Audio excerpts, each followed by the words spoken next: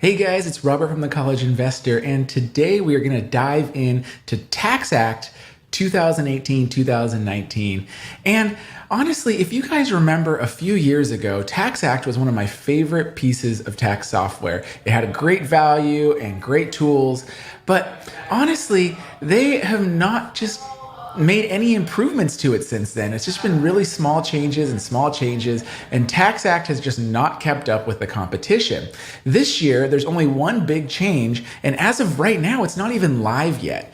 They're finally going to allow you to import your stock returns and stock information from major brokerage companies, which this should be a big upgrade because it was one of the things holding TaxAct back versus their big competitors like TurboTax and H&R Block. You couldn't import your transactions. Like, how ridiculous is that? Well, that's supposed to change this year, but sadly, it's not even online yet, so I can't even tell you if it works or doesn't work. So as of right now, TaxAct is just okay. They haven't made the big improvements that they needed, but they did create a new pricing structure that I still don't even know how I feel about it because it's not that great.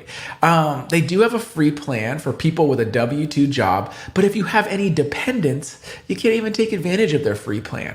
Then you start getting into their basic plan, which could be up to $30 or so if you have a state tax return. So honestly, TaxAct is good for repeat customers. If you have used TaxAct in previous years, you can roll over your information from year to year. But honestly, if you have a first-time filer or haven't used it before, you're probably going to find better value in other tax software. So without any further ado, let me show you what you're going to get with TaxAct this year in 2018 and 2019. And I'm going to share my screen with you right now, and you can take a look for it yourself. All right, guys, so today we are diving in to TaxAct 2018-2019, and if you go onto their homepage, this is what you are going to see.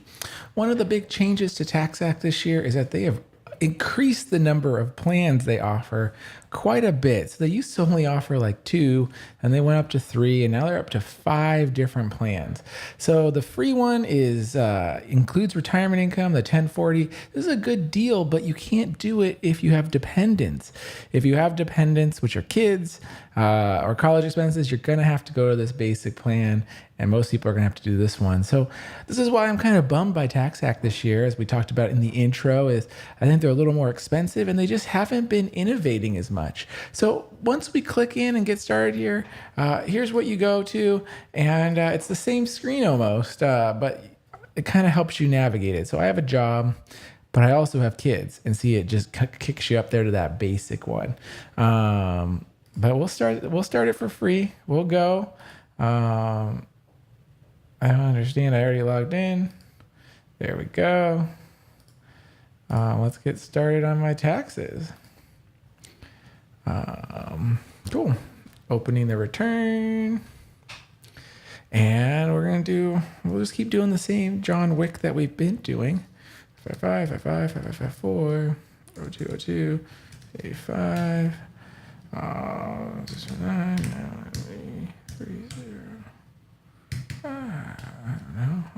Occupation, amazing blogger. Cool. And which of these situations applied to you? I had a job. I have a child. I don't know. Everything else is there. I qualified for healthcare for all of 2018. Perfect.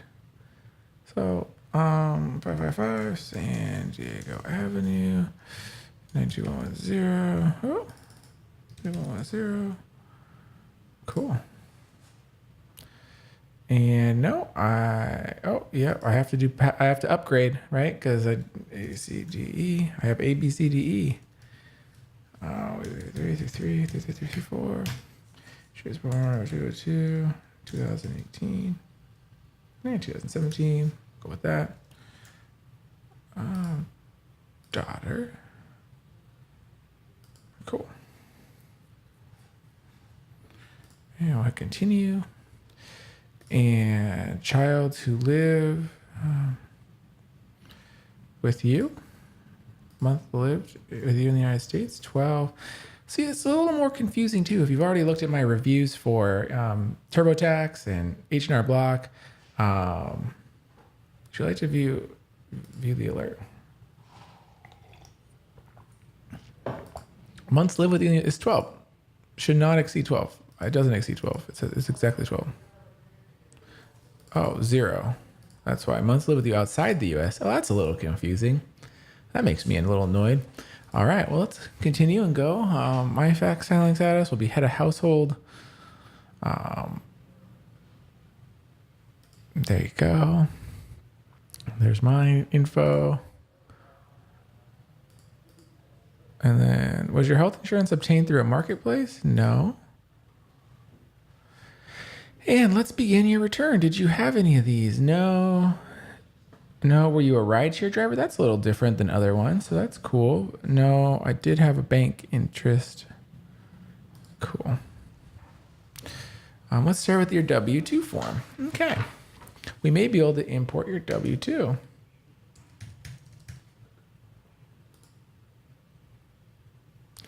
And we're just going to enter it. I like their quick entry here. San Diego Company, 56, San Diego Ave, 110, 222. And here we go. We're going to do 51, 350. This is going to be 5850. And then 68799. This is 4266.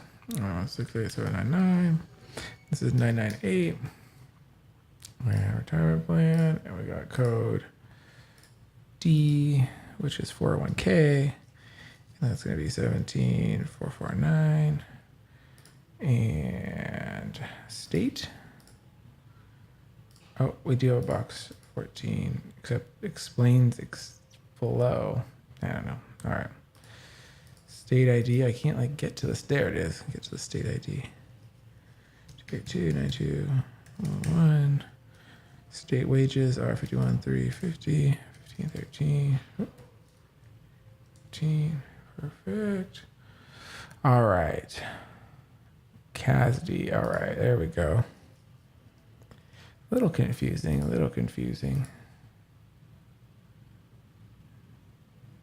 All right. Close form.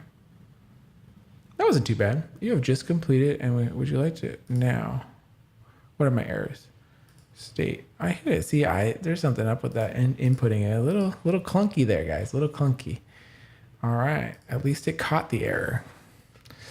Import your Ooh, this was not here. And I just reviewed this like a couple days ago. They need to like work on their logos, man. I don't have any of these, but TaxAct supports. All right, good for them. They finally got up into like, 2007. We're gonna add a new 1099. We're just gonna quick enter it, and it's gonna be 42. It's gonna be U.S. Bank, and then it's gonna be 121. Perfect. No. I do not want to itemize. Let's check our credits. Did you pay for dependent care? I did pay that. I did. I'll provide my provider information. It was an organization. It was a San Diego church preschool. This will be like 55. This will be Diego Avenue, 92110. Oh, yeah, we have to do 858. I paid $5,000. Cool.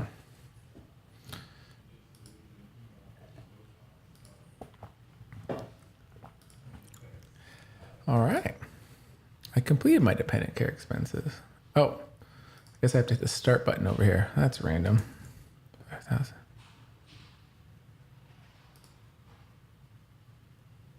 There we go. If you have no. All right. Do you need to make estimated tax payment? Nope. You can set up your direct deposit info right now. I don't want to do that. Let's get to our summary. Boo, boo, boo, boo, boo, boo, boo. Here it goes. And boom, here we go. Of course, you guys can't see this on the screen here, but let me see if I can bring this into focus for you. Getting there. There you go. Now you can see it over there on the right side. I'm getting my federal refund right there. So as you can see, TaxAct is super easy to file your returns with. It's not as easy as some of the others. And it's also just not as cheap as some of the others. So it's like, for what you get, it's okay. Like there's nothing wrong with TaxAct. You saw a little glitchiness in there, a little hard to use, but it's not bad. It's just when you're competing against the TurboTax, the H&R Blocks, the tax layers, they're slowly just falling behind. And so I'm kind of bummed by that because TaxAct was my favorite a couple years ago. But hopefully you could see that TaxAct is still a good choice, especially if you already have your information saved. I think you should give it a try again. So hopefully that makes sense for you guys. All right. Well, that's it for this review. And tune in next time and I'll check out the next tax software choices for you for the rest of the year.